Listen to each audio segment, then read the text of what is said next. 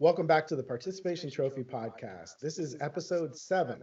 I'm joined as always by Abdullah, Jamal, Neil, and Zane. And we're going to start this show off by telling you to get your ass out of your house and go and vote or vote by mail. But the bottom line is get out and vote. Jamal, you led the way. I did, and Tell us what, let me tell tell us all you. about So I look. I think it goes without saying this is, and they say every cycle, every general election cycle, this is the most important election of our time. It's no bullshit this time, like pandemic and all. And I decided to apply to do a mail-in ballot very early. So I submitted my application probably back in I think mid-September. Got the ballot and decided to circumvent the mail-in portion of it and do a drop box ballot. So that's what I did earlier today. Virginia is very clear about how exactly to fill it out, which envelope to put it in. You sign it. You need a witness. You need all that shit. Package it up. I live very close to the local DMV, which is where the drop box location was, and it was pretty straightforward. Even with a line of cars, they still have people walking up giving sample ballots. So I definitely got a Republican ballot and, quickly just set that to the side. When the guy that collected them in the Dropbox, the guy that came by was actually shitting on, actually, let me not say that. He was very courteous in taking the ballot and making the process very easy. So I'm glad to have it out of the way. Even though my polling location is a small, like, library across, down the street from my house, I still felt more comfortable not having to go into a actual polling location on the day of.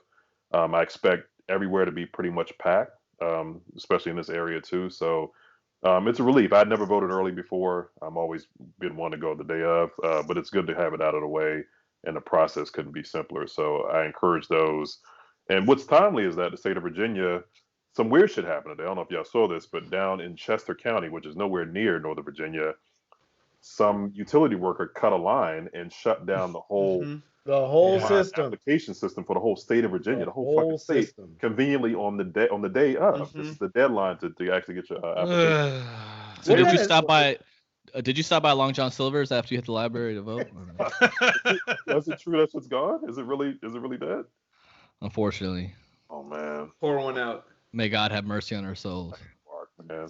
Never eaten at a Long John Silver in my I life. never made it there. But Then you yeah, haven't eaten. continues.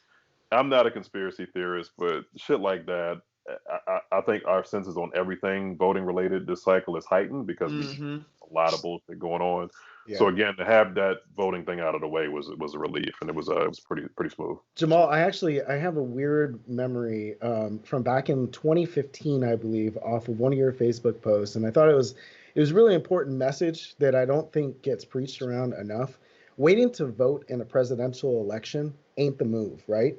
You want to get your votes in, and you want to vote for your local leaders, and then work your way up the ladder, right? The change starts in your locales, and I just wish that message was heard more, because you would get people who looked and acted and talked and thought just like we do, right? Yeah. We're a little bit more of just kind of the accepting type of people, if you would. And I just wish that we would have leaders that reflected that more. You watch the things on TV, the C-SPANs and all this, and whether you're right or left, those people who are representing us right now, that's not really the voice of these constituents, man. These are lifelongers, and I, for one, I'm with you, man. Get out and vote. Vote like your life depended on it. I'm all with you on that. Sure. So can we clear up the process real quick? You had to apply for a ballot. For an absentee ballot, right? Yeah, absentee mail-in. You had to apply for one. Okay. So this we're seeing a lot this is all considering you're registered to vote. Yeah. So I always check every cycle just to Right. make sure my shit is current and up to date. Yeah. So Virginia has a good system for checking it. But you had to apply to get a ballot. So there's no mass mailing of ballots regardless. There's none of that shit going on. You actually have to apply to get a ballot to either mail in or submit via Dropbox. Yeah. I will say the Maryland process is also similarly to Virginia, very straightforward. I registered to receive a ballot, got the ballot, and then it's very simple. They include the exact envelope that you need to put your voting thing back into, and then you just drop it at a Dropbox, like Jamal said. Right. Very simple. I plan to drop mine when off tomorrow. When you apply for a ballot, you get both. Correct. Both When you parties. register to Both vote, parties. essentially it Gotcha. says it automatically gives you the ballot to mail to the certain address. Right. And they even have Get on instructions that for shit. well, they have instructions even if you change your mind. Let's say you wanted to do mail-in, but you decide actually I'm going to go to the poll. They have a way to submit something back to make sure that you can actually go into your polling place. So we typically vote at an alternative high school right down the street from our place. It's in Centerville, so it's not a large population. So and people come scattered throughout the day. So I personally, for the past 4 years, I know this year is different, but every time we've gone to vote for our local, elections, whatever it is, it's been pretty smooth. So I have like some sort of optimism that it'll be kind of light like it usually is, but I might just have to do the ballot anyway. The last thing on this is it's more important now than ever because we are seeing disenfranchisement despite the efforts to work around these issues. Yeah. You looked in Atlanta, right? Phillips was a State Farm arena that's open now for to create a large polling place to avoid all the overcrowding and all these other smaller kind of satellite offices. And I think this morning or yesterday morning, there was like a 3-hour backup because the machine readers weren't working. And then you go somewhere else and people are waiting 10 hours. I'm looking at videos of people in Texas waiting online and people getting frustrated and leaving early. So I'm seeing things like, people trying to get food trucks out of locations. People are trying to get, chairs for the elderly, things like that. I mean, there's got to be a nice, collaborative, cooperative effort because, again, no matter what kind of measures get put into place, you're going to see, some terrible shit go on, and let's be honest. I think what's really understated about this year's election, and especially with the larger influx of people that are coming out to vote, is because a lot of those people were the ones that probably didn't vote in 2016. Yeah. And for whatever reason it may be, either being guilted into voting or coming to a national conscience and saying, "Hey, I need a vote." Yeah. But those people are coming out this election, I think. Yeah, I can admit a lot of people are going to try to make up for yes. I mean, for whatever case it may be, Maryland's always been a blue lot state. Of people didn't so vote. A lot of people didn't vote in 2016. Sure. A lot of people in 2016 thought it was going to be a runaway Clinton victory. Right. And I remember watching Bill Maher and these shows, and they'd be like, listen, don't fucking say he's gonna just lose. You never fucking know with this country. And we saw what happened. Electoral college, it's all comes down to 5 states essentially. But we saw what happened. But ultimately, the electoral college, you can say whatever you want about it. You like it, don't like it. At the end of the day, people got to come out and vote. Yeah. And so they didn't. A lot of them didn't do that in 2016, and I think they're coming out this year for sure. So that is your public service announcement from the participants. Yeah, I mean, speaking of disenfranchisement, I mean, you got to support your local Long John Silvers. They're like an endangered species right now. I feel like the encapsulation of fucking Woodbridge is Long John Silvers. I never went. You guys have the fondest memories of Long John Silvers. I think I've been there probably. I mean, me, Joe, and Neil combined. How many times have we been to fucking Long John Silvers? Zero for you, Joe. Yes, 0 times.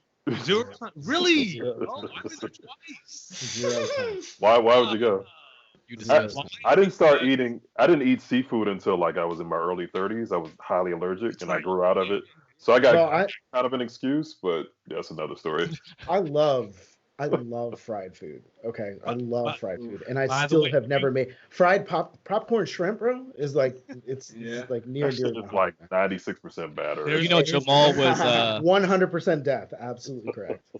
There's no better character arc than watching Jamal evolve into becoming a seafood connoisseur. We can do a whole show on it. You know Jamal long enough. You went from Facebook posts just shitting on any type of fucking food, any fucking seafood. Yeah, shellfish, highly allergic. Breaded fish, it didn't fucking matter. Jamal was confused when he thought he was allergic to fish and ate Long John Silver's and nothing happened. Confused.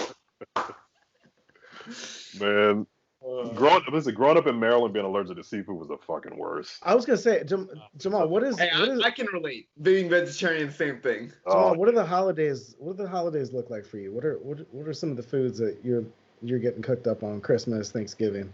Just anything. I mean, when seafood came out, they was like, "Motherfucker, go in another room. Like you can't be around the same. You can't breathe this motherfucking shrimp and like all and like I didn't get invited to crab feast. That's like a big thing in Maryland. Having to go to Red Lobster and get chicken tenders all the fucking time. Like I was like, damn, I want like that. The lobster looks good. The shrimp looks dope. But yeah, I'm talking. I couldn't touch like water where fish was or Water or fish. yeah, I couldn't like. I remember Couldn't even have a fucking goldfish. They throw Horrible the same childhood. shit is like same area as chicken, and I ate the chicken and damn near died, man. Like it was Did you really never eat goldfish? Goldfish crackers? You know what I didn't eat? You know what I was afraid to eat? Crab chips. I was like, I can't. Crab Like season. it had like real crab in it and shit. Like I couldn't. I didn't touch it. And this was all not even based off of a fucking allergic reaction. You just didn't fucking like the shit.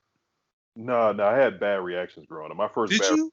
seafood was 2 years old. My mom's. I had to go to the hospital from a reaction at 2. Oh shit. And they kind of wrote me off from it. And yeah, Did you have a similar reaction when you first had mayo? We have to talk about that. Stepping outside the realm of discussion. I think Mayo's this is shit. It doesn't matter. I mean, I'm not allergic to it. Tell the audience we just lost half our base, man. It's a terrible condiment. Email us, DM me. Fuck it. I want to know. Jamal is a mayo hater. Fuck mayo. Did this trickle down to your kids? This man. The mayo thing or the seafood thing? No, the mayo thing. Forget about it, man. That's a lost cause. Like, let's just move on to something else here.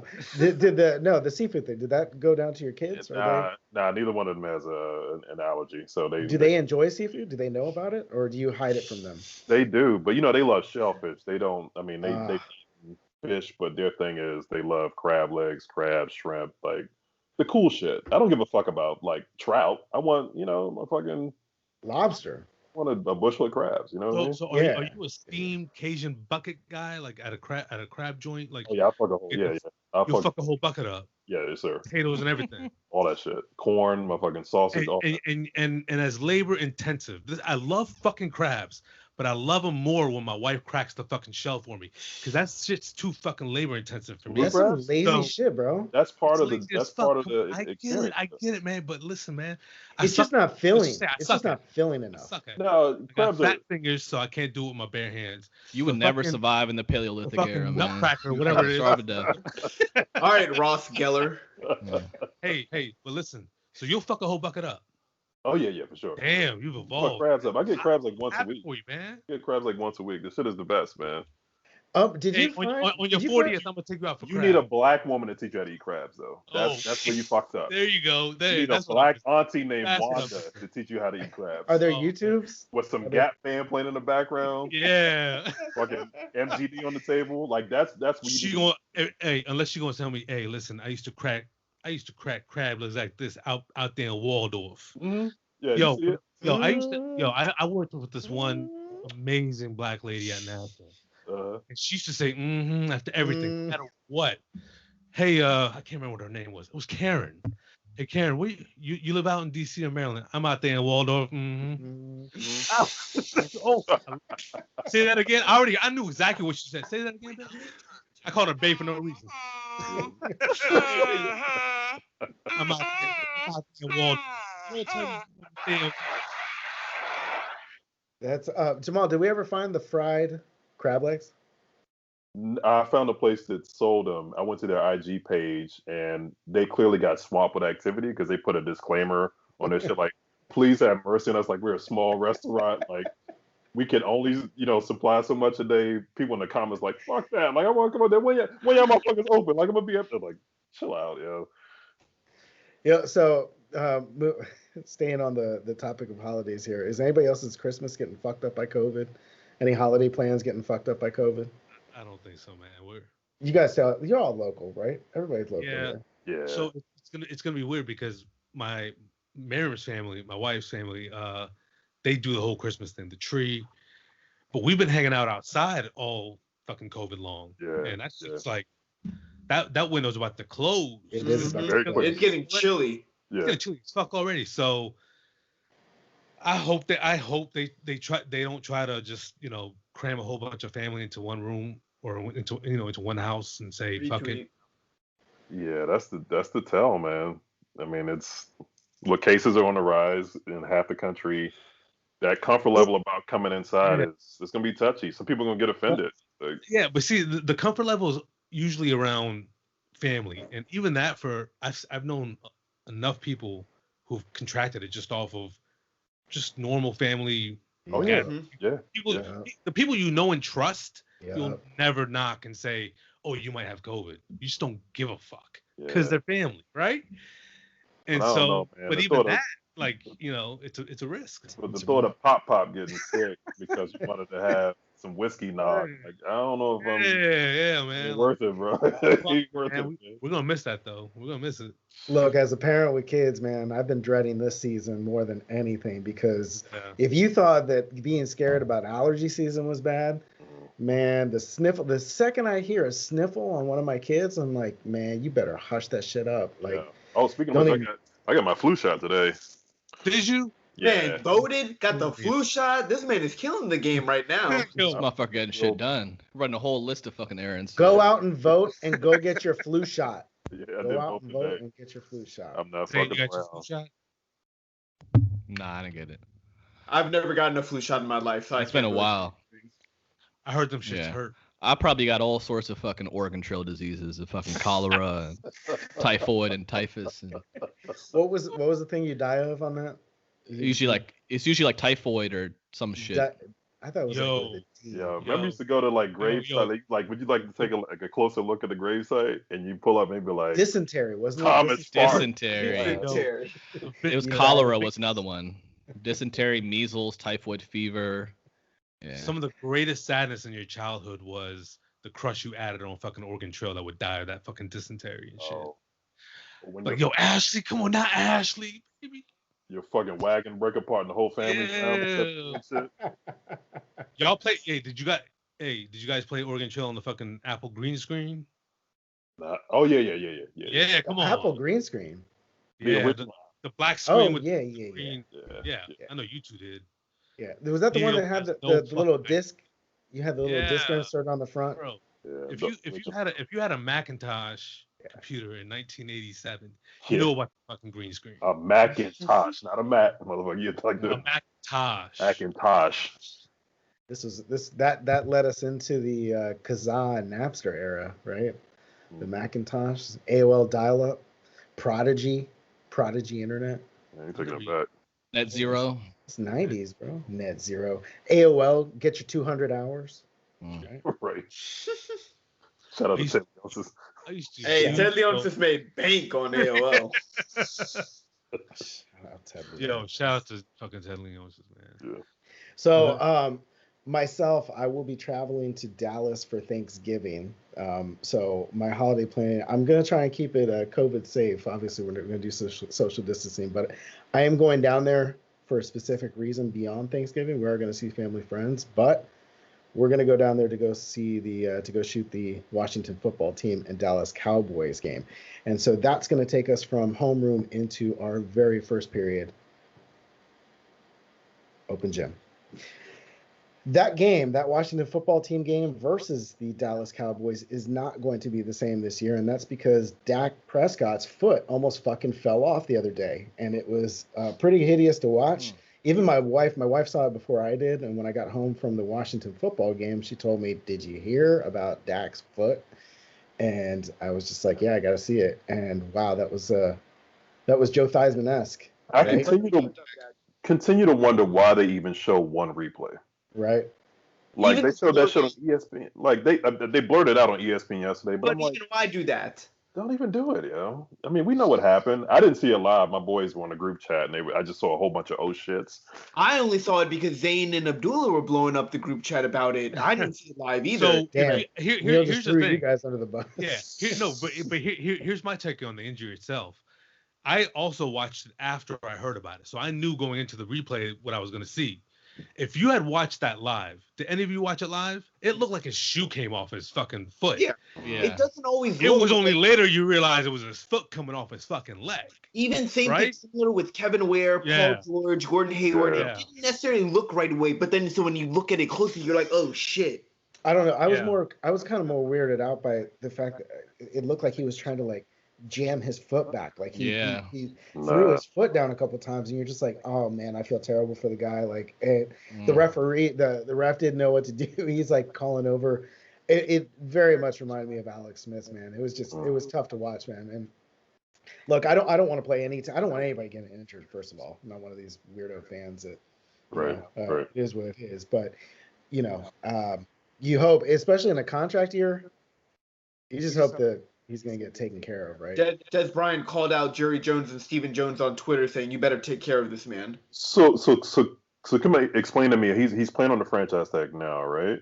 So technically, he has no contract beyond this year. He's going to get paid $31.5 million this year, but in theory, he could have signed, what, a $200, $300, $400 million deal potentially this summer? Yeah. Look, let's not beat around the bush here, right? He's the money he'll make this year is generational money, right? He's going to take care of his family for years to come, for decades to come. The money that he was supposed to be getting because of what he did this year was supposed to be hundreds of generations down the road, right? Like that's that big time money. And so we see the thing that stood out mostly to me was the fact that the reactions from his teammates really kind of said more than anything else, because they were all hurting. And it was interesting to see how they were all shook by it. Not saying that you like Alex Smith's teammates weren't shook by it, but I thought it was like really telling how, visually and loud they were about it. Sure. Jerry Jones owes Dak Prescott. All right. Jerry Jones knew when they were doing the contract negotiations, Dak Prescott should have been fucking paid. All right.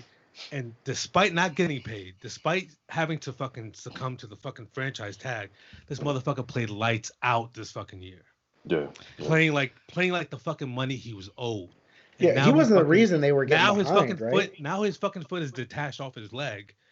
And for that reason, Jerry Jones owes Dak Prescott, just out of fucking mere humanity. Fucking take care of that fucking man. So I don't want to be that guy. Do it. There we go.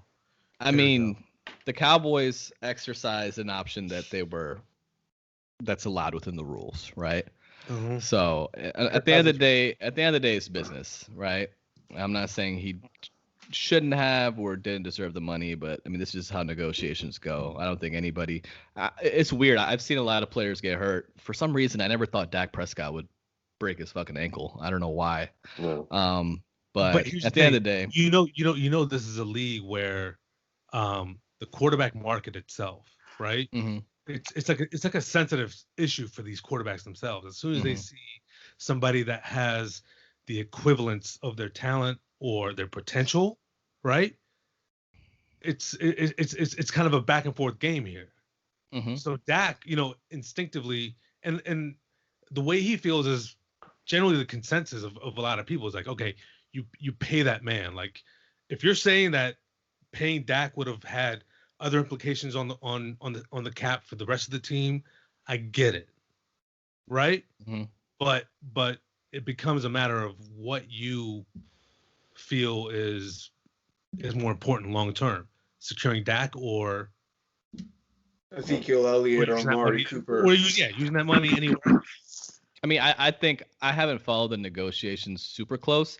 I've been a big fan of Dak Prescott, the player. I mean, I like him as a person already, based on what we know. But I would say the last year, I thought he showed a lot of improvement. I would have said 2 years ago, no matter what he did, I don't think he would have deserved the money he was asking for. I thought he improved vastly last year. But at the end of the day, I don't know how much he was asking. Like, here's another thing that's dangerous about. He was asking for a lot.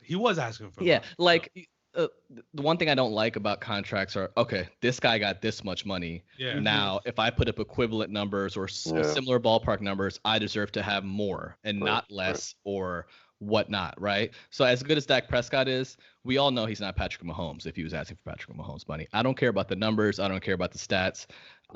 Although he's been playing excellent this year. You know what I mean? It's just a different dynamic. I think he's the victim of an inflated quarterback market. We know it's an inflated like these numbers that these quarterbacks $500 million. Yeah, it's crazy. I mean, but we see the trend. Going back to fucking Matt Schaub, right? The fucking backup quarterback for the Atlanta Falcons. Hear me out. Backup quarterback for the Atlanta Falcons has a few good games as a fucking, guy coming off the bench. And but based off of that potential that the coaching staff or the front office saw, they paid him $50 million in Houston. Same thing with Matt Castle. Matt Castle, yeah. Osweiler, these quarterbacks, right? I mean, these guys, the market, the quarterback market, these guys are getting Matt Osweiler. What the fuck is his name? Brock. What's his name? Brock. What'd you call him? Matt, yeah. It might as well be Matt. Yeah. He scored a $72 million contract. And I get that. Yes. What?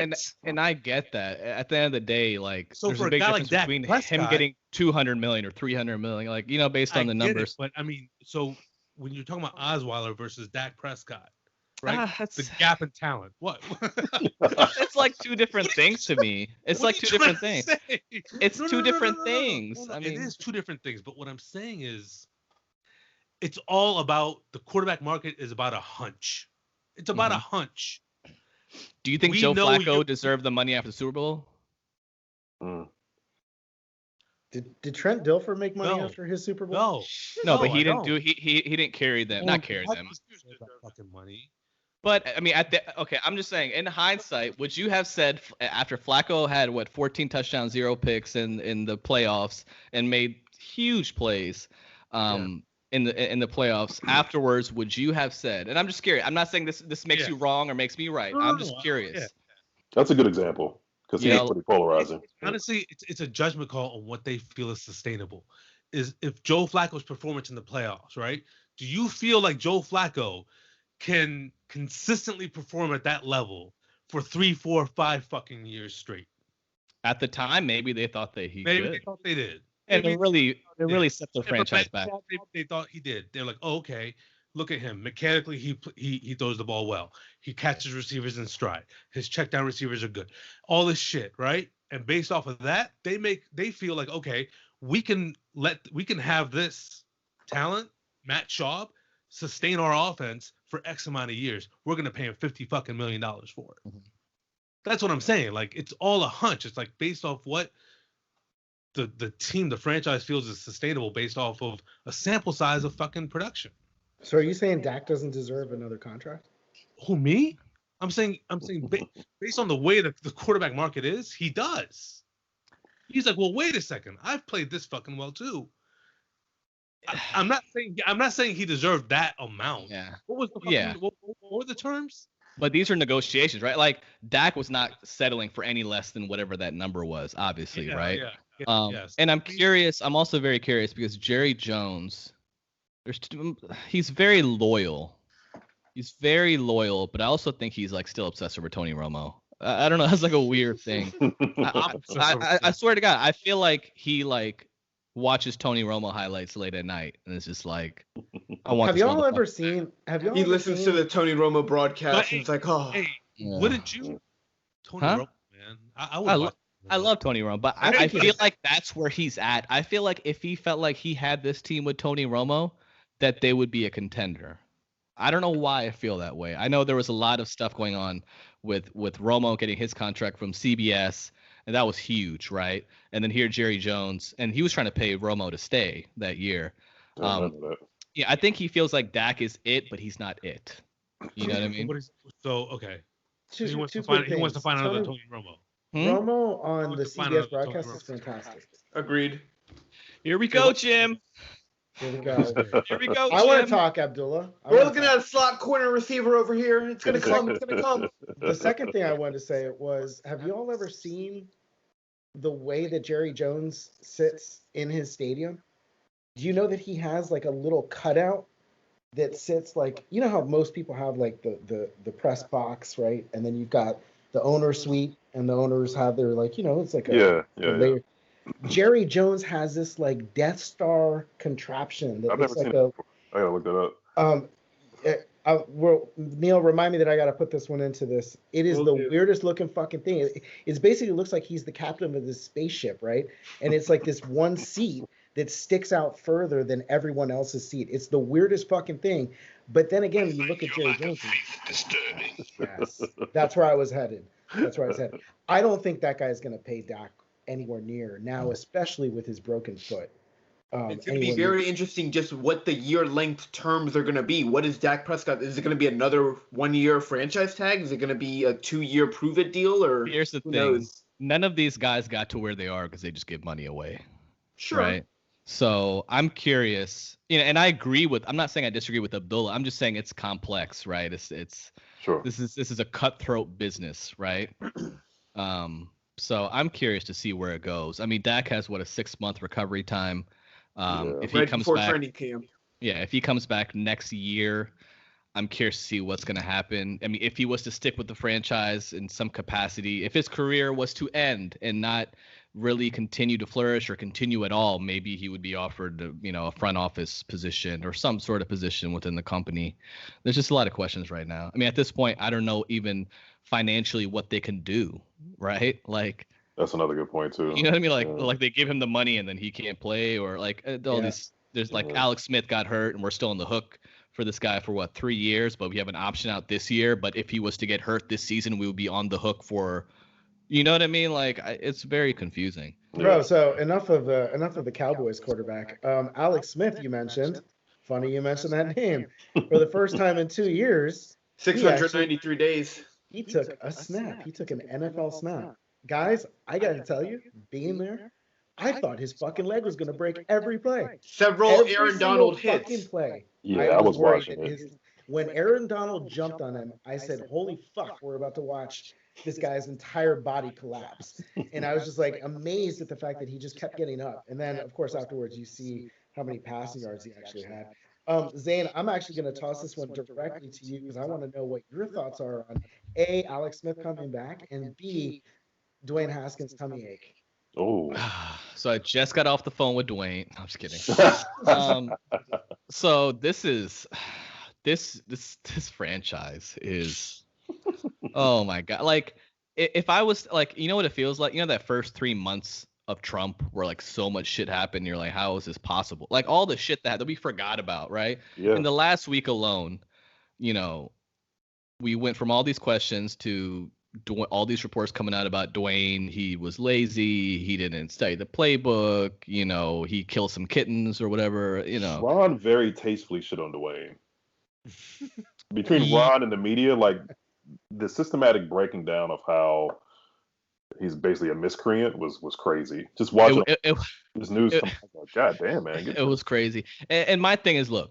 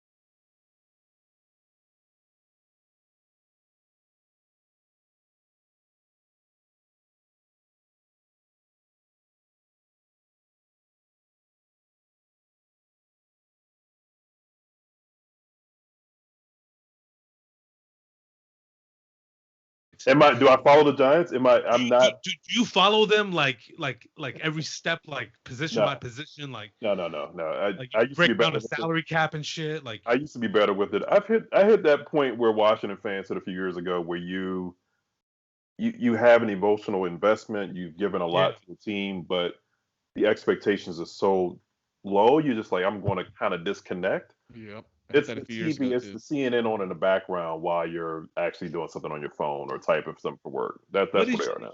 What did you do in February of 2008 when the fucking Giants beat the Patriots? What was was that a wild night? Did you have like a day planned around it? Nah, man, it was February 08.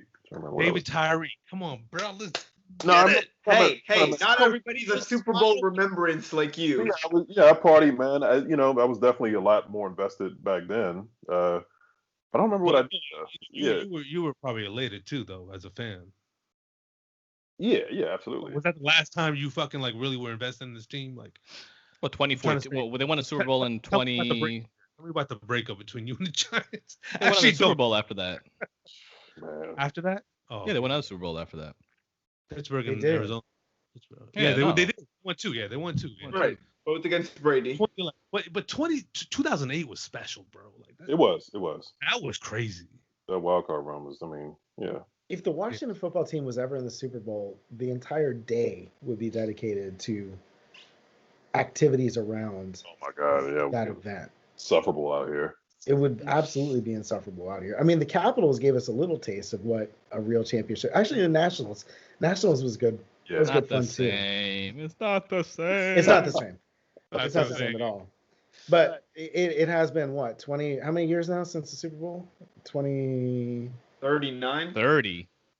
Gee, no. 29. 1991. Correct. 1992, technically correct, right? I don't even want a Super Bowl. He wants relevancy. I'm not asking for a lot. He wants a home playoff win. No, I don't. I just want a contender. I want a quarterback to throw like a 5-yard slant, and the defender is actually like within like 5 yards of him. You know what I mean? I want I want shit like that. You want the girl who can cook and looks good. I don't know what I want, man. Evergreen clip right there. I don't think the Redskins have looked good for like 5-6 games in a row and since I've been watching them. Todd Collins. Since 2007, Todd Collins, 2005. Yeah, they won. Yeah, they won 5-6 games straight, and they were presentable. Brad Johnson, Stephen Davis, Albert Connell shit, man. That's what. But I was so young. I was so young. I couldn't appreciate them it. Right? As a fucking offensive powerhouse on a fucking highlight. I was like, fuck these guys. Remember they beat the fucking Giants 50-21 in New York? Mm-hmm. Stephen Davis had like 4 touchdowns and shit. That was his breakout game. I do remember that. Michael Westbrook beat the fucking 29 fucking years. Michael Westbrook beat Stephen Davis into a fucking 1,500-yard season. That was great. And you can find that on All Pro Reels about what, episode 4 we posted that clip? I believe so. I mean, Kirk Cousins was the best quarterback we've had in 20 years. Think about that. That's so sad. He's no Justin Herbert. Put a bad. Oh, we can't get into all that. That's Herbert. That will end the rest of the pod. Oh, here we go. Hey, listen, hey, Justin Herbert, man. I want to thank Abdullah. You guys, if Abdullah has Myles Gaskin and Justin Herbert in back-to-back weeks, I picked them both up. They both helped me win both my fantasy games both weeks. So listen to Abdullah. He is Abdullah, the fantasy master. So if he's got something for next week, you better get it out now. Yeah, pick up Myles Gaskin. I'm sure a lot of teams. Myles Gaskin came out of nowhere. See, look, the Dolphins signed Breda and Josh Howard. Jordan Howard. This guy, Jordan Howard. And this fucking Myles Gaskin. Josh Howard from the Mavericks? Former Wizards? Josh Howard. Wait, he played what? 20 games for the something like that. I have a picture with him. He dropped 25 one night, I remember. Speaking of Josh Howard, the Lakers won the championship. You mean Dwight Howard, don't you? World champion Dwight Howard. And Howard. 3-time champion JaVale McGee. Former Lakers. Equal to number of Larry Bird's championships, JaVale McGee. Oh Lord. That's I love looking at the guys at the end of the bench. At the end of when the championship comes out, like, oh shit, he was on that team. Like Deion Waiters has a ring now. Edible THC gummy Deion Waiters has a ring.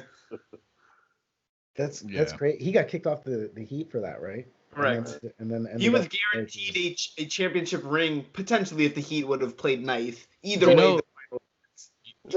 JaVale McGee is like that new Robert Horry argument where you're gonna be like, you're gonna argue about championships and you're be like, well, JaVale McGee got 3 championships. He's not better than Kevin Durant, is he? Right. That motherfuckers use.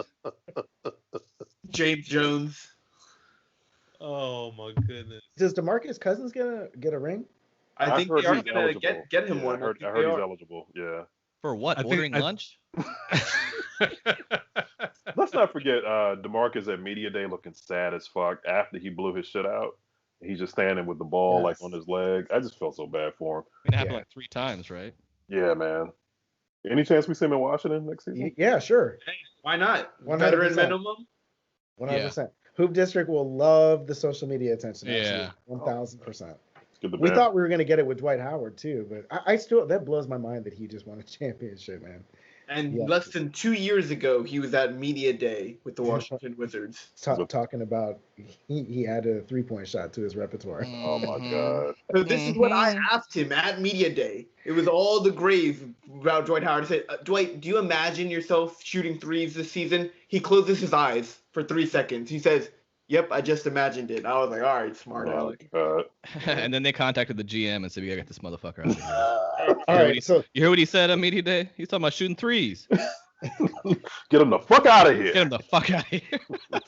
All right, so look, we don't have 45 minutes to talk about this, but obviously LeBron won a championship. Antonio Davis gets his first championship. Let's just put that aside for a second.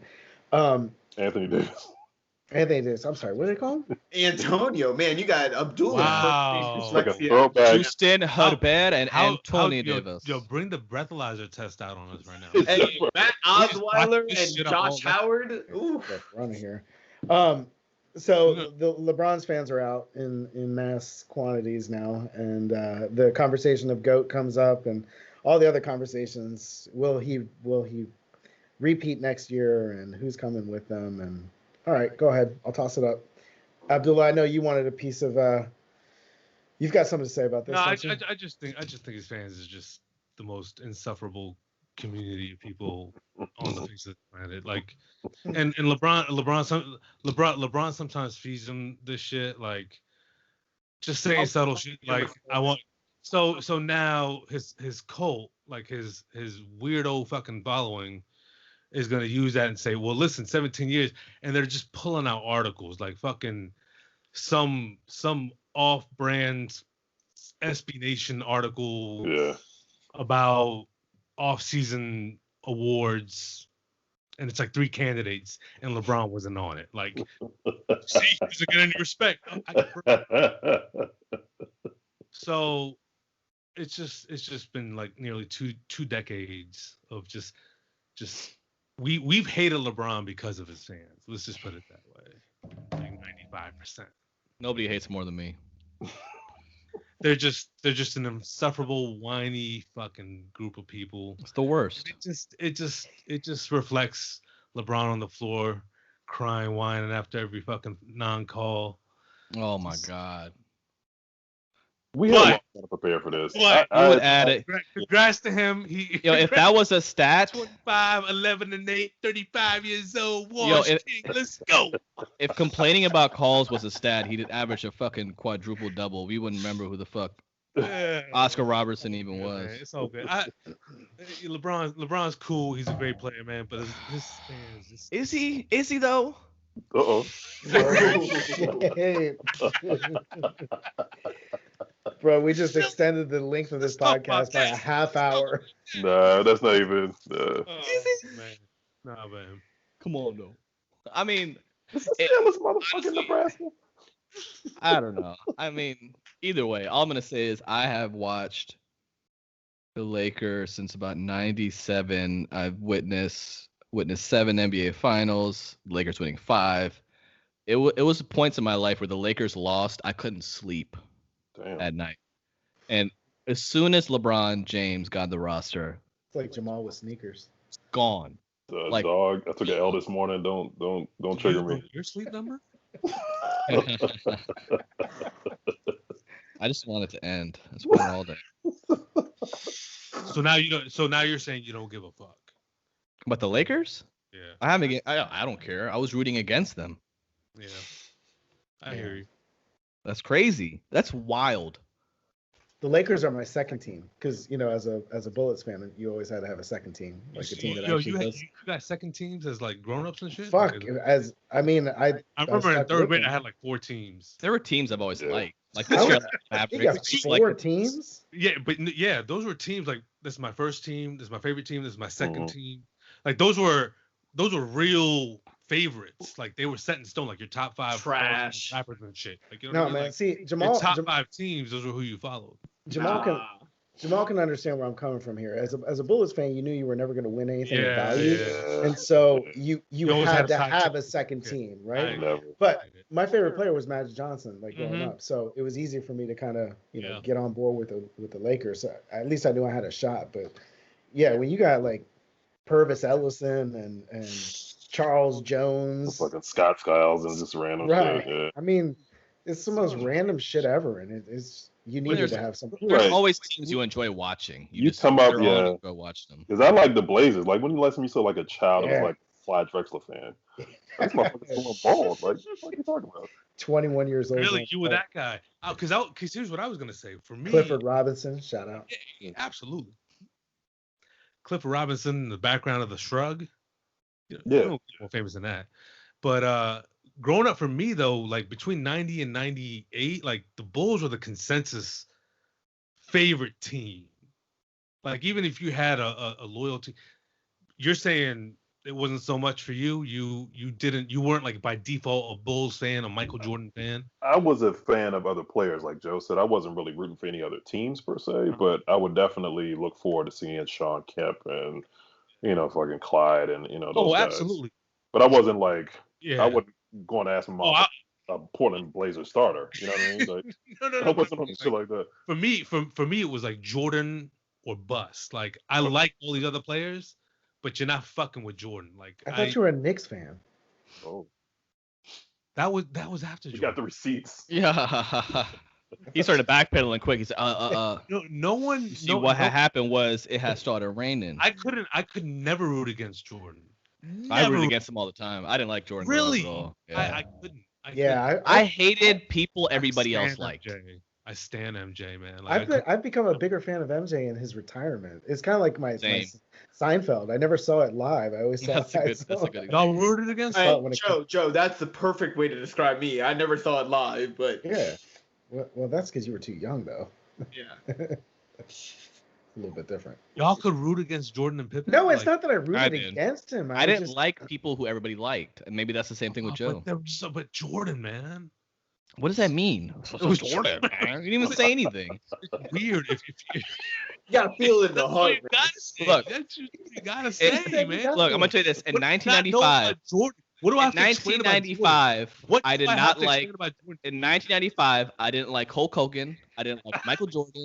I didn't like the Green Ranger, and I hated Tommy Pickles. Okay? It's a pattern. A contrarian at heart. I get it. Everybody hated it. I love those. Jordan. I hate them. What do you mean, but Jordan? I don't get it, man. You coming for Tommy Pickles though? Was it like his hair? Is that what it was? He just Tommy Pickles. He reminds me of LeBron. Just a fucking front runner.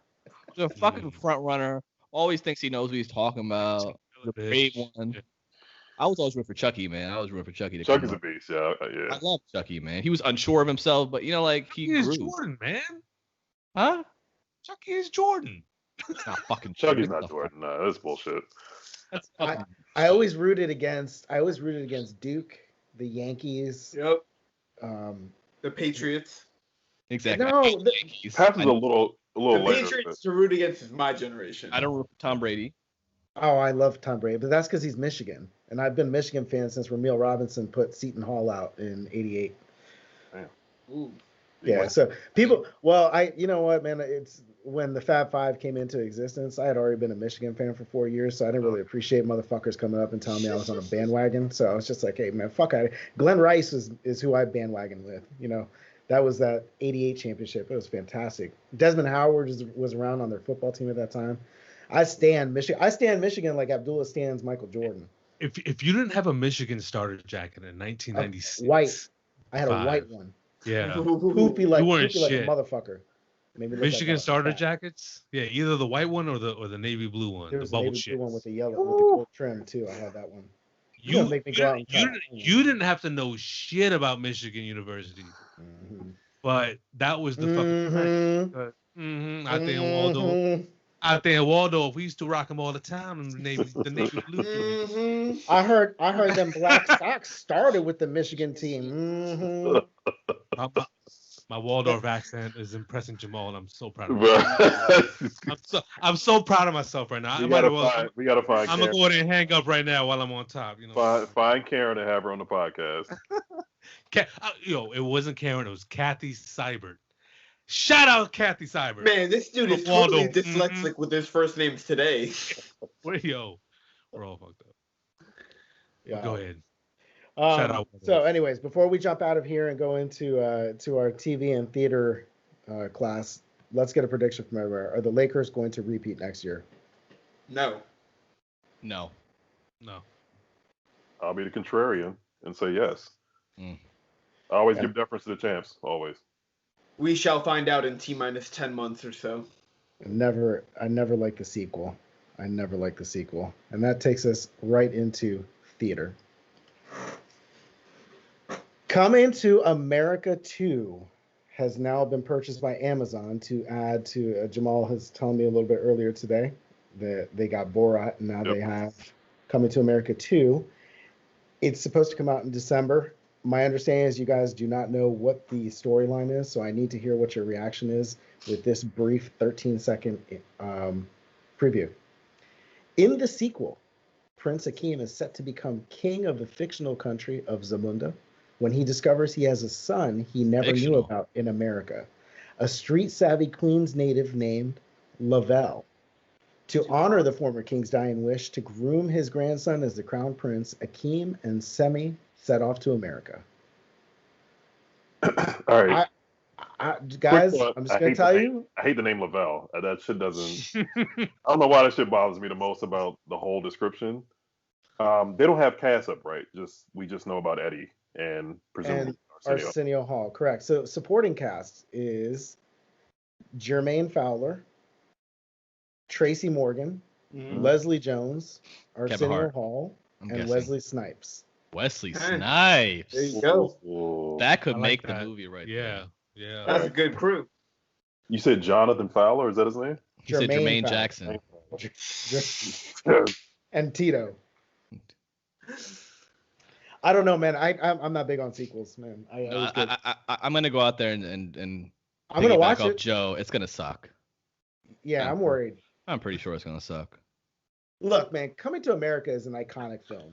Like, let's just start there, right? So any attempt to go off of it, even then, I think it just doesn't work. Things are just so different now. Well, why not though? I mean, I think what we do is we think we have sacred cows in media, especially film, and we defeat the shit before it even comes out. So I think people's hardcore, like OG Coming to America fans, are probably already like, this shit's gonna suck. Like, don't touch it. I don't give a fuck what it's like. I'm not gonna like it. You know what I mean? Like, I don't know. I feel like movies don't excel now just having simple stories. And I felt like back then you could have a simple story and have comedic timing and have, like, Eddie Murphy, like, in the 80s was just insane. Like, he was so freaking good. Yeah. And I haven't seen performances like that in the last 15, 20 years that have excelled with you just have a guy being funny, improv, ad-lib, and with a simple storyline and it working. I just haven't seen it. I don't know how you guys feel about that. I kind of went with your. It's a different time, man. Coming to America was around that Trading Places time. Was around. I think the comedy was a little bit different back then. I think you have to be a little bit more reserved. Now, you wouldn't be able to tell some of the jokes that they told in that movie. No, of course not. It just wouldn't fly. And so what yeah, go ahead. Sorry. I'm just saying, like, I think that I think maybe to Jamal's point, like maybe I'm just jaded going into it knowing that fact, right? Like I'm just assuming that they're not going to be able to be as funny as they were before, and perhaps they can be. But don't you trust Eddie? Don't you trust Eddie though? Has he ever bombed anything? Has he ever let us down as a character actor? I mean, Bowfinger was pretty terrible. Bowfinger wasn't great. I mean, I'll be real with you. I agree there, but I trust Eddie with creative control over this project. Will it touch the original? Probably not, but I'm not ready to step on it just yet. When is the last Eddie movie that you loved? You thought was really, really good? Norbit. And great, he doesn't do that. Norbit for me. Norbit, yeah. And what year was that? I like Norbit a lot. Well, come on, man. That's not fair. Eddie's off. No. I'm just asking him. 2007. I don't know what year Norbit was, but that's a good question. Wait, Bowfinger. I think I like Bowfinger. I 2000. like Bowfinger a lot. You liked Bowfinger? I don't know why. I like Steve Martin a lot. I don't know why. I love Steve Martin. And Eddie Murphy with Steve Martin was watchable enough for me. Super Brother doesn't. I love me some Steve Martin. Did you ever see The Jerk with Steve Martin? Dude, The Jerk. Yeah. Classic. I don't know. You have? Yeah. Fantastic. Forever, but yeah, I've seen it. I think Eddie's good. It's just I feel like it's just not the same. I don't know. I mean, I'm trying to have low expectations. I like to do that so that if I'm pleasantly surprised, and I'm pleasantly surprised. Retweet. Right? And like, I'm not comparing Eddie Murphy to Adam Sandler. I'm not saying that. But what I'm saying is like, I always look at that as an example. Like some of the crap Adam Sandler was making in the mid to late 90s. Oh, yeah. We love that shit. Yeah. You could never come out. What was crap? You know what I'm saying? That's very lowbrow. Like it's not. Please, indulge. Okay. Let me say this. I love Adam Sandler. I love those movies. But Coming to America has heart. Mm-hmm. I don't know if that makes sense. It has a soul. The movie has a soul. You know what I mean? Like Adam Okay, Sandler Shane movies. Falco. No, but It's actually Coach McGinty. It's not Shane Falco. Coming to America was a great fucking production. I mean, even comedy aside. Overall, yeah, but it has feels, right? It has something to it. There's an element there. But all I'm saying is a lot of the movies that we liked in the 80s, 90s, I feel like if they came out today, they just wouldn't hit the same. And I don't know why. Things are just different. I mean, the game's all fucked up. That's all I meant to say. Yeah, I'm trying to think of sequels that I enjoyed equal to or more than the first one. I did like Back to the Future too. Godfather 2 was phenomenal. But they all came out back then. They're not coming out 30 years later. Those aren't 30 years later. Sure. Right? That's the one key point that's different. Like if you tried to make a Trading Places 2 now, it would suck. Yeah, there's no way. There's no way you could absolutely do that. Answer me this. If somebody's making a remake 25 years later, how do you feel like the level of effort is going into it? In terms of like, what is their goal? I don't know if that makes sense. Like, what are they looking for? Are they really organically trying to make something great? You know what I mean? Maybe they are, but I feel like everything you make, and I remember I forgot, it was one of the writers said this. It was actually David Chase of The Sopranos. He's just like, you can't just make a great, even if you had the same premise, the same plot, the same characters, and you made it a year later, a year before, some things are just lightning in a bottle. You can't recreate them, and even if you try to, it just doesn't happen organically. You know what I mean? Maybe they should not have named it Coming to America too. Maybe they should have gotten away from that brand altogether and called it, something else, and said, well, this is, we're picking up where something left off. But give me some names. Give me some names. Fucking Hilarity in Harlem. I don't know. Fuck. Hilarity in Harlem. That's the episode title of this podcast, by the way. I just wanted you to say something. Hilarity in Harlem. No, but I get it. I'm looking forward to it. You said it's out early December, mid-December? Yeah, so it's going to come out early December. It moved from theatrical release to straight to whatever they call. Yeah, stream, and then now Amazon's in charge. Speaking of movies, that's a real quick. Quick. It's super quick. It's just funny. I don't know why this came to mind with like remakes. So Liam Neeson's coming out with a new movie. Yo. Ooh, I did see that. It looks so okay. I'm I'm not still saying gonna it's not watch be- it. Of course you are, but yo, this dude is running out of motherfucking ideas. Yo, apparently he's a bank robber who robbed a bank, got $1 million, and then he met a girl. So then he wanted to turn back in the money, right? And the FBI agents came to the house and stole the money and tried to frame him. So he's spending the whole motherfucking What is movie. it called? Honest Thief? Honest thief. Yo, So- this dude's on the phone calling, say, I have a confession to make. I want to return this money. I've met a woman. Hey, I'll say this. I'm a sucker for Liam Neeson movies. I am going to watch that. Walk Amongst the Tombstones, by the way, if you haven't seen it. Very All good of movie. the Takens. all of the Takens. He's got It a doesn't- cult following. All of them. Doesn't surprise me. Phantom of the Menace. All right, let's bounce off. So Coming to America, check it out December. It'll be in time for Christmas. Jamal, Lovecraft, catch us up. Lovecraft, real quick. Last episode, backdrop was the Tulsa race riots that took place in 1921. A lot of searching for Tick and Family Tick, his dad Montrose. They actually went back through a time portal, which was revealed in the previous episode, to retrieve this a book that's necessary to reverse a spell on D. I'll just say real quick, probably the most moving, emotional episode I've seen so far. To watch these characters actually witness their past unfold before them in real time was pretty fucking dope. A lot more connecting between Tick and his dad, which we know if you watch the series, they have a very complicated relationship. Very emotional scene where a family house burned to the ground with the entire family in it. Right after the book was transferred hands between the grandmother to Letty, and also her walking the street back toward the portal as we watched Tulsa essentially get burned to the ground. Watchmen, the series, did they used the Tulsa race riots as a backdrop for that also. I've been studying the Tulsa race riots a lot. I think this episode was extremely well done. Number of people I know that watched the show that watched this episode said it moved them to tears, present company included. So I thought it was incredible. This is the second to last episode. The finale's on Sunday, man. A lot of stuff still open, but I think it's going to wrap up fine. A lot of speculation already about can they carry this into another season, but there's so much that I want to see how they handle in the finale itself. So I thought it was a really, really fucking good episode. Highly Are they recommend. signed on for another season? I don't know yet. I don't know. I don't think that's been revealed. People are still upset about Watchmen not doing a second season. I kind of have mixed opinions about that.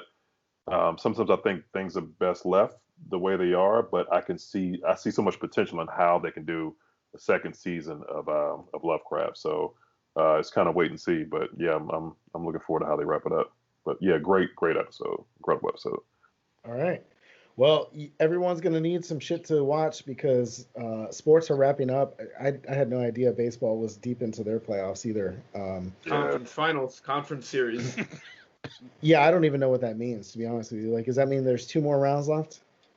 So it's just ALCS, ALDS, and then the World Series is next. So you got Braves and the Dodgers, and you got the cheating Astros and the Tampa Bay Rays. Yo, hockey and Final baseball, Four teams. anytime someone tells me the playoffs on, I have no idea what the Yeah, it just should just snuck up on everybody. Yo, I just like sports I mean, enough where I'll still pay attention. Who's playing? So the cheating Astros and the Tampa Bay Rays. on Wait, the bunch of wait, white dudes ALCS and side. Dominicans. The cheaters are back? And then the LA Dodgers and the Atlanta Braves in the NLCS. I've been Yo. really conflicted about Houston because obviously I they fuck with Dusty fucking Baker. assholes. But yeah, I'm rooting for Dusty. Yeah. Dusty like he'd fuck up some shit at a crab feast too. He's He still got that- coaching? he got a fish sandwich face. Yeah, he's still out there, man. Oh my god. This He is was out for a only little second bit. season. Only a second season in Houston, right? Him and Romeo This Cornell, might like, be his first, I'd be right? Because surprised. their AJ Hinch got suspended You're for right. the season You're because right. of the whole You're right. cheatingness. You're right. Dusty chews that toothpick like he's about to take it out and flick it at Shit. you, like straight, like just like strick it in your face. Classic look. if you're It's- not it's- cheating, you're not trying to win. He wasn't part of the cheating though, so Right. Dusty gets a pass for that. The soul pass. Soul Well, Pass? I don't know what that means. What is the soul pass? Is that a Just reference to the him soul. getting a black man? No. The sole person that shit. gets a pass. He got nervous as fuck. Soul Pass. What the fuck is that? Steel started sweating. I'm gonna sequel to Soul Plane. Soul Brother? Is that what you mean? Zay Yo. thought it was a website for a foot fetish show. Speaking of that, Yo, speaking of, what's that one movie? There's the movie where the dude pretends to be black to get into the black university. Soul Man? Soul Man. I love it. Fantastic movie. I fucking love that movie, dude. Fantastic. Wait, Soul Man or Soul Men? No, Man. Wasn't Soul Men the Samuel L. Jackson movie with Bernie Mac? Maybe. Everyone drew a blank. Everyone. Motherfucker. Abdullah, your names tonight are like. It was. What was the name of the movie? Bernie Mac. His last movie. That was his last movie. Was Samuel L. Jackson? Come on. I remember I don't remember He said, the name. "Come on," like I won 8 Oscars or some shit. Come on, man. Avon Crockett's in that bitch, man. Come on. All right, Soul Men. That's the Soul movie. Man. Boy, You never saw Soul Man? brother? Different movie that they're talking about. Right, no, Abdullah's right. Soul Men. Yeah. In 2008. Jamal, you never watched it? Talking about a None of fucking y'all classic. never watched it? Why just Jamal? Oh, yo, no. I started with Jamal and then I et al. Jamal et al. Everyone. Jamal and team. How do you like Soul Man? Jamal and team. Are you saying Jamal is pretending to be black? Is that I what don't want you're to see saying? the movie with This was Chuck Bernie Jackson. Mac's last movie, and he was funny as shit. This movie is funny as shit. All I see is Rest in peace, Bernie Mac. Listen, you Jack asked me with to join you on your podcast because of a this shit. bad cornrow It's wig. a fucking funny movie. 46. What you said? Join me on the what? What are you talking about? Y'all trust me. It's a fucking funny movie. We trust you. Yeah. Jamal pulled up the stats already and said 46% of Rotten Tomatoes. No, Jamal, That's actually Jamal. pretty good for Jamal. that movie. You're right. Yeah, It's a Comedy's on a good, different- wholesome comedy movie. Like for comedy's where they were in their stage of their careers. yeah. For Bernie Mac. Where they were. No, I was just thinking about Bernie the other day, man. It was good. Bernie Mac was like in 3 movies before that. What are you talking about? It was a good movie. It was funny. Okay. Soul Man. Director Malcolm Lee. Watch that shit. Well, we gotta throw Abdullah in detention today. John Crockett's in this motherfucker? Yeah. So funny. Like now, I'm intrigued, right? I'm looking at So like funny. Well, yeah, Sam Jack has a bad Soul Man cornrow segment wig. this week. Quote unquote, in the end, its lack of originality and extremely low sense of humor keeps Soul Man down a lot further than it deserves. It's not a classic. It's not but it's cheap humor. Cheap humor. That's what it was. It was good. Avion Crockett, hilarious. Hilarious. Hilarious. They said Dusty Baker had a guest appearance in this. It's a catfish salesman. The hell? Wow, that's one way to tie that whole thing the heck up. Oh my That's- God. It's like the end of a fucking Seinfeld episode. he flicked his toothpick out at Bernie Mac. Yeah. Yeah. What is the deal with Dusty Baker? I mean, come on. Yeah. Dun. And with Oh that, my- Is he Dusty Baker or is he Romeo Cornell? I can't tell. Shout out to Romeo coaching at like age 73. Oh, yeah. Bro. Oldest- 70 oldest- motherfucking 3. oldest NFL coach in history. You know, I put some money on them Texans this week, boy. I hear Romeo Cornell's name once a year, and every time it's like I forgot all about fucking Romeo Cornell. Romeo Cornell, the name sounds like really nice cognac. That's what I always think about. Yeah. I want to pour that motherfucker over ice. You get fucked up off some Romeo Cornell tonight. Glass out of Romeo. Let me get a Yeah, glass. you know what I'm saying? Romeo and a cigar. Yeah. Man, good times. Romeo on the rocks. Fuck that shit. Is that a dark? Is that a dark liquor? Yeah. I'm gonna just make some shit up next week and be just like, yo, yeah, there's some Romeo on the rocks real quick. It's like some fucking Tennessee Honey Jack Daniels and shit. Nah, it's Romeo on the rock. Romeo on the rocks. Oh, gotta add that to the list too.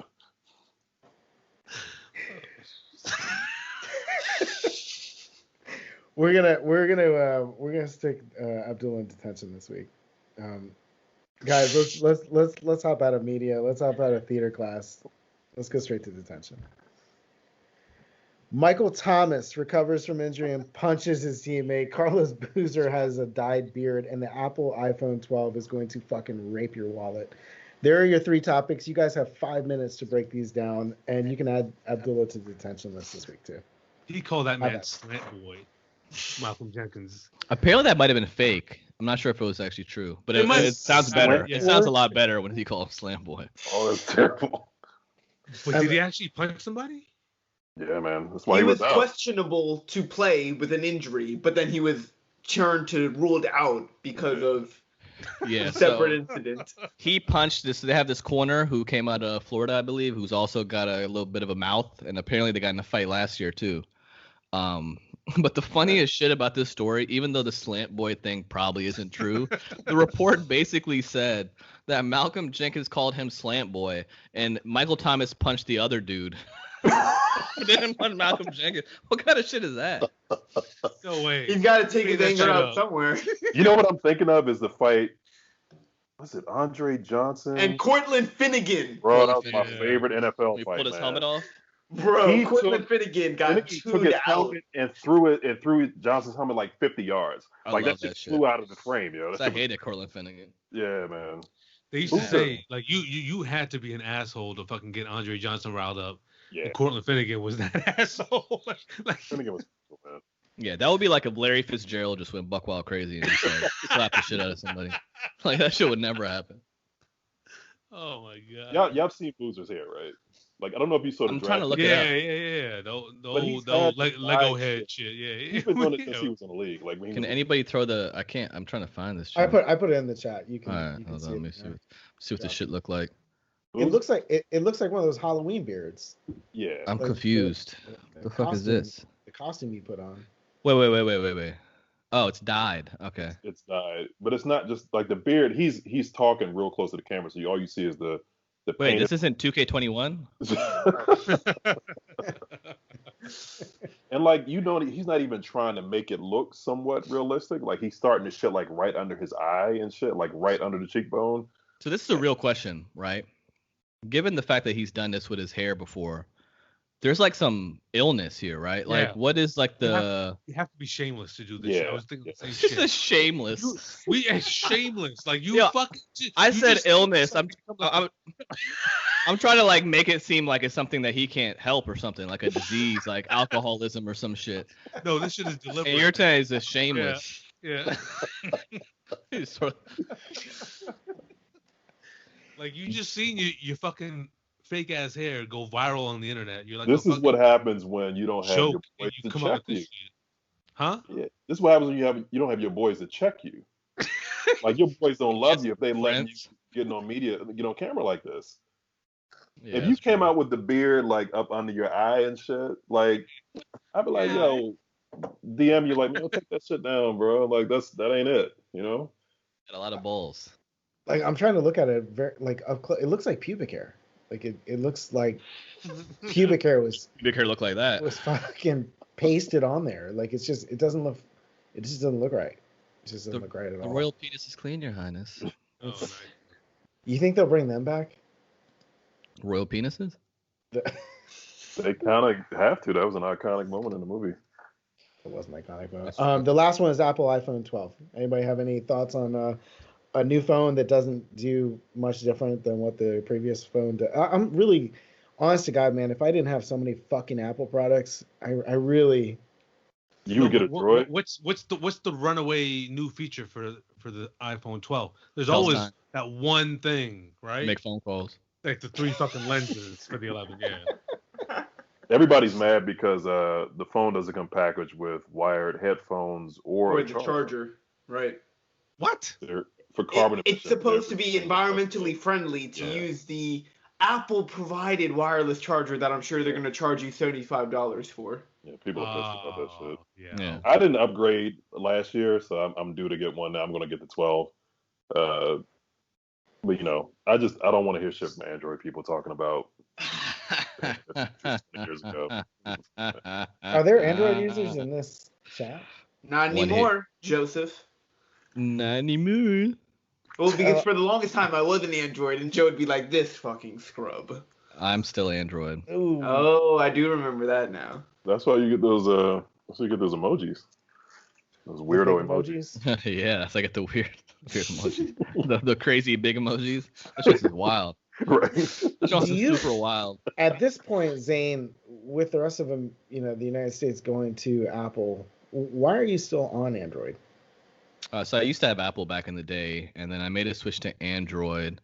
I think at the time, Android had a lot of things that I liked.